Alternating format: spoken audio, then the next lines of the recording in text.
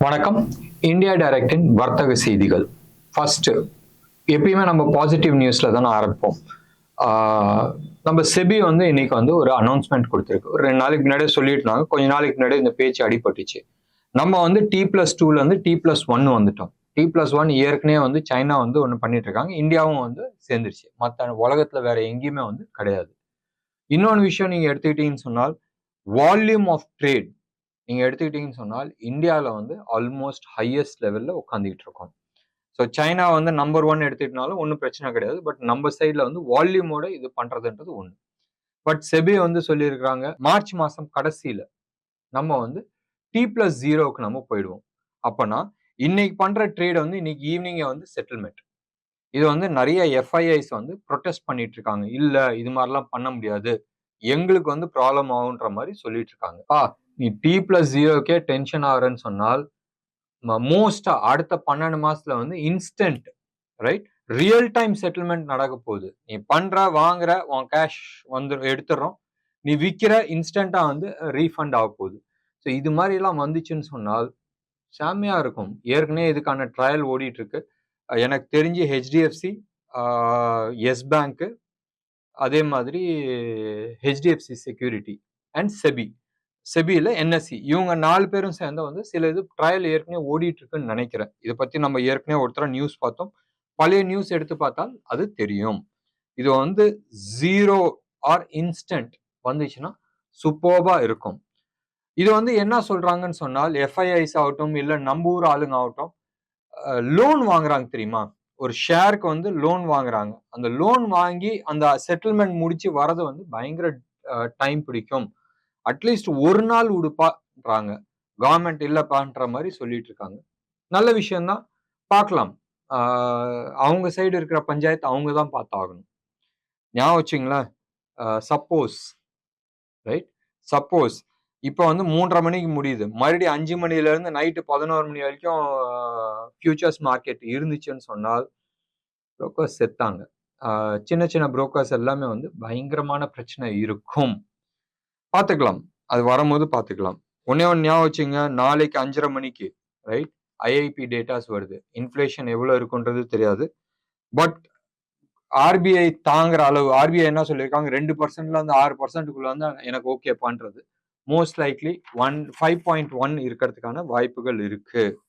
Last 3 months average 3 month high 4.2 இருந்துச்சு.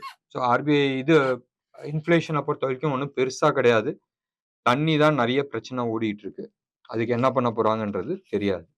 அடுத்தது இந்த SME right, small and medium enterprise.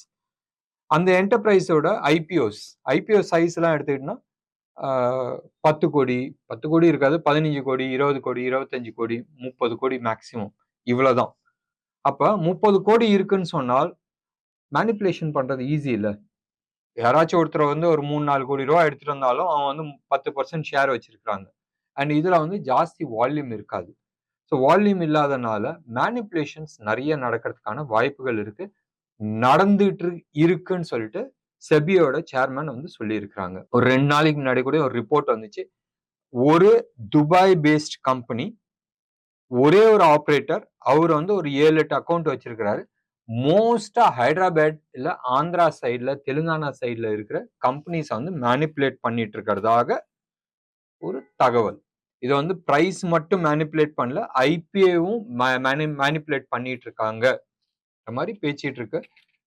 நாங்க ரெடி ஆயிட்டு இருக்கோம் ரைடுக்கு, பாத்துங்கன்ற மாதிரி செபி சேர்மன் சொல்லி இருக்கிறாங்க. ஸோ இந்த சின்ன சின்ன சின்ன ஷேர்ஸ் எல்லாமே மேனிப்புலேட் பண்றவங்க எல்லாமே மாற்றத்துக்கான வாய்ப்புகள் இருக்கு. இன்னைக்கு சாயந்தரம் அப்படியே சார்ட்ஸ் பார்த்துக்கிட்டே வந்தேன். ஒரு ஸ்டாக் ரைட், ஸ்டாக் பேர் ஞாபகம் இல்லை, நாளைக்கு எடுக்கிறேன். 11 ரூபா ஆகஸ்ட் மாசம் 2023. இன்னைக்கு 360 ரூபா. ஒரே ஒரு நாள், இவ்வளவு நாள் ட்ரேட்ல ஒரே ஒரு நாள் அப்பர் சர்க்கியூட் இல்ல, மீதி எல்லா நாளும் அப்பர் சர்க்கியூட் ரைட். ரொம்ப இன்ட்ரெஸ்டிங்கா இருந்துச்சு சார்ட்டை பார்க்கும் போதும். டெய்லி வால்யூம் என்னடான்னு போய் பார்த்தா 400, 450, 500 அவ்வளவுதான்.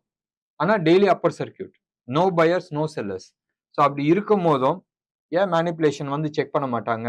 நினைச்சு பாருங்களேன், 11 ரூபா அப்ப இங்க வந்து 360 ரூபா. நான் இங்க 1 லட்சம் போட்டிருந்தா இவ்வளவு நாள்ல 3 கோடி 60 லட்ச ரூபா. ஸோ பார்க்கலாம், செபி ஆக்ஷன் எடுக்கட்டும். அண்ட் எப்பயுமே வந்து ஒரு இடத்துல பெருசா நடக்குதுன்னா இது மாதிரி எல்லாம் மேனிப்புலேஷன்ஸ் நடக்கிறதுக்கு வாய்ப்புகள் உண்டு. இண்டிகோ வந்து இன்னைக்கு ஆல்மோஸ்ட் 5% அப்பாச்சு. ஏன் அப்பாச்சு?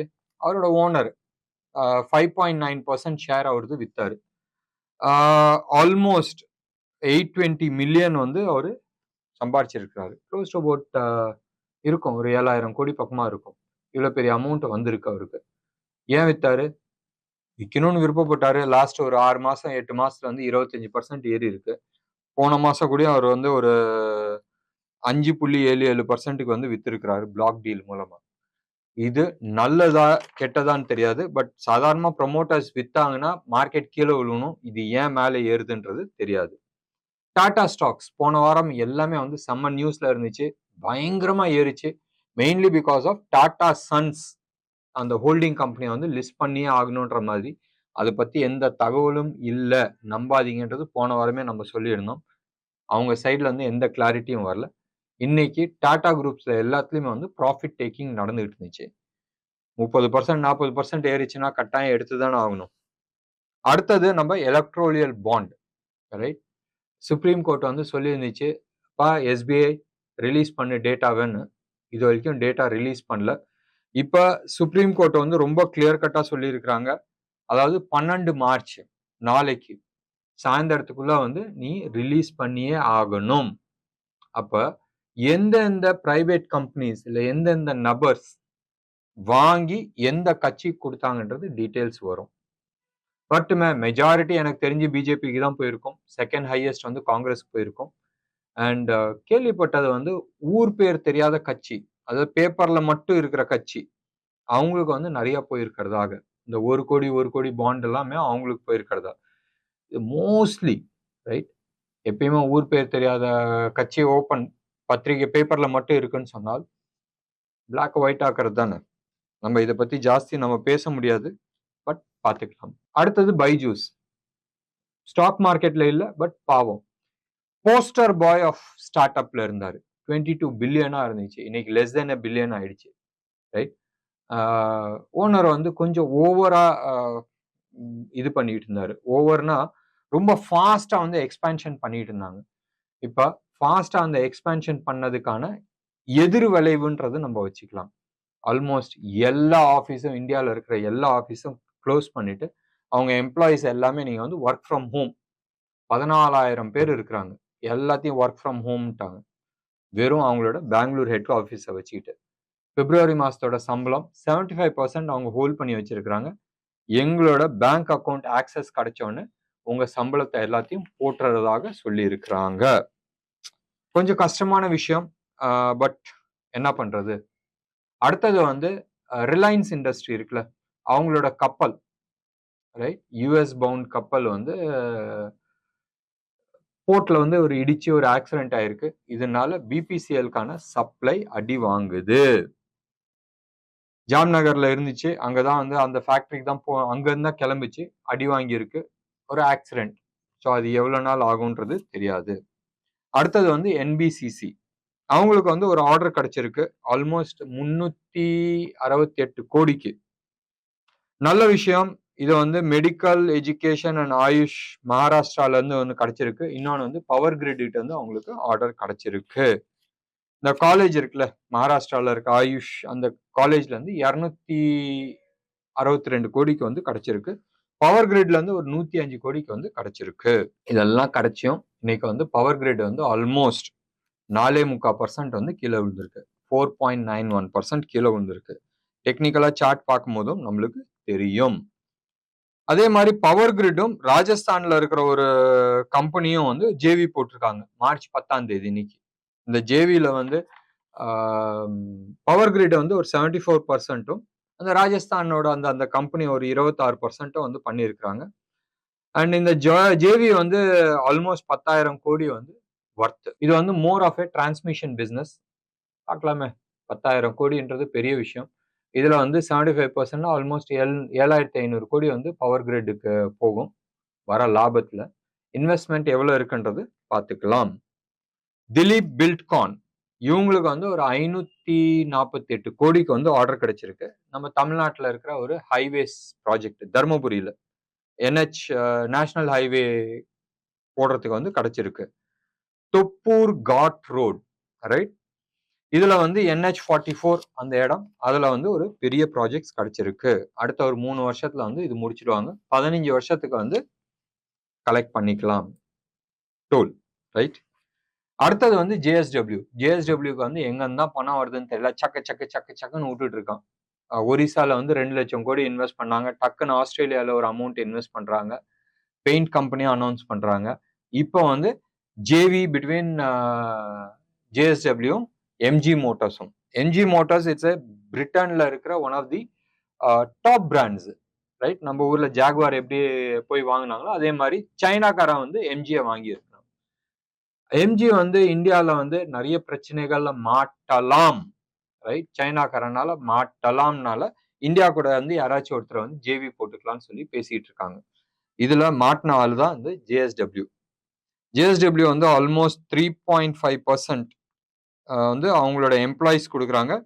அண்ட் இவங்க வந்து JSW வந்து ஒரு 5,000 கோடி வந்து இன்வெஸ்ட் பண்றாங்க. இது இல்லாத private equity finance or company அவங்களும் வந்து உள்ள மணி போடுறாங்க. அடுத்தது வந்து ஆதித்யா பிர்லா கேபிட்டல், ஏபி கேபிட்டல்னு சொல்லிட்டு ஸ்டாக்ல இருக்கு. அது கொஞ்ச நாளா கீழே வந்து இருந்துச்சு. நம்ம அதில் பை பண்ணி ஹோல்ட் பண்ணிட்டு இருக்கோம். ஆதித்யா பிர்லா கேபிட்டலும் பிர்லா ஃபைனான்ஸ், ஆதித்யா பிர்லா ஃபைனான்ஸ் இது ரெண்டையும் வந்து மர்ஜ் பண்றாங்க. ஏன் மர்ஜ் பண்றாங்க? எப்பயுமே வந்து ஒரு ஆர்கனைசேஷன் பெருசா இருக்குன்னு சொன்னால் மார்க்கெட்ல வந்து பணம் வாங்குறது ஈஸி அண்ட் வட்டி கம்மியா கிடைக்கும். இப்போ ஆப்ரேஷனல் சைஸ் வந்து பெருசா இருக்கும். இப்போ ஏற்கனவே வந்து இந்த சைட் ஜியோ ஃபைனான்ஸ் பெரிய லெவல்ல வராங்க. பஜாஜ் ஃபைனான்ஸ் அது வரனால அது அட்ஜஸ்ட் பண்ணிட்டு இருக்கு. அப்போ பிர்லாவும் பெருசு தானே பண்ணி ஆகணும். பண்ணா நல்ல விஷயம் ஒண்ணு. ரெண்டாவது வந்து ஒரு ஒரு செய்தி வந்துச்சு இன்னைக்கு. இன்ஃபேக்ட் அது எழுதி கொடுக்கல. HDFC பேங்கோட NBFC இருக்குல்ல, HDBன்னு ஒண்ணு இருக்கு, அதுவும் வந்து லிஸ்ட் பண்ண போறதாக பேச்சு வருது. இந்த வருஷம் கடைசிக்குள்ள பண்ண போறாங்க. அவங்க ஒரு ஓரளவுக்கு பெரிய NBFC வந்துச்சுன்னா நல்லா இருக்கும். அடுத்தது வந்து Bank of Baroda green fix டிபாசிட்ன்றது என்னமோ அனௌன்ஸ் பண்ணியிருக்கிறாங்க. 7.5% வட்டி கொடுக்குறாங்க. யார் eligible? General public, resident Indian, NRI, HNIs யார் வேணாலும் இன்வெஸ்ட் பண்ணலாம். 7.5% வட்டிப்பா, நல்ல விஷயம். ரெகுலர் பாப் FD வந்து வெறும் 4.25% to 7.25, ரைட்? டிஃப்ரெண்ட் டேட் 30 நாளைக்கு இருக்கும். ஸோ அந்த இதில் எடுத்துக்கிட்டேன்னு சொன்னால் 7.5% ஃபிக்ஸ்டு ரிட்டர்ன்றது ஓரளவுக்கு நல்ல அமௌண்ட். Sonata software, right? பெரிய கம்பெனி. இன்னைக்கு சாயந்தரம் வந்து ஒரு நபர் வந்திருந்தாரு. 2000 இயர் 2000 வெறும் 6 ரூபா கிடைச்சிச்சு, இன்னைக்கு 1500 ரூபா பக்கமா இருக்கு, கொஞ்சம் கஷ்டமா இருக்குன்னு சொல்லிட்டு இருந்தாரு. சொனாட்டா சாஃப்ட்வேர் வந்து மைக்ரோசாஃப்டோட வந்து ட்ரை அப் பண்ணியிருக்கிறாங்க. நிறைய ப்ராஜெக்ட்ஸ் வந்து பண்றதுக்கு, இல்லை அவங்களோட ஃபெசிலிட்டிஸ் யூஸ் பண்றதுக்கு. Microsoft Fabric, Microsoft unified platform, clubbing of datas, எல்லா டேட்டாஸும் வந்து மிக்ஸ் பண்ணி எடுத்துட்டு வரதுக்கு இந்த பிளாட்ஃபார்ம் யூஸ் ஆகும். And data engineering, data warehousing, data science, real time analysis இதுக்கெல்லாமே வந்து யூஸ் ஆகும். பிஸ்னஸ் இன்டெலிஜென்ஸ்க்கும் யூஸ் ஆகும். Predominantly analytical tool, right? நிறைய டேட்டா இருக்குன்னா அந்த டேட்டாஸை வந்து த்ரோ பண்ணும் அனாலிசிஸ்க்கு. இதுதான் வந்து பேஸ். என்ன நேயர்களே, இன்னைக்கு ப்ரோக்ராம் உங்களுக்கு பிடிச்சிருந்துச்சுன்னா லைக் பண்ணுங்க, ஷேர் பண்ணுங்க. டெஃபினட்டா உங்களோட கமெண்ட் பாக்ஸ்ல கொடுங்க. நன்றி, வணக்கம்.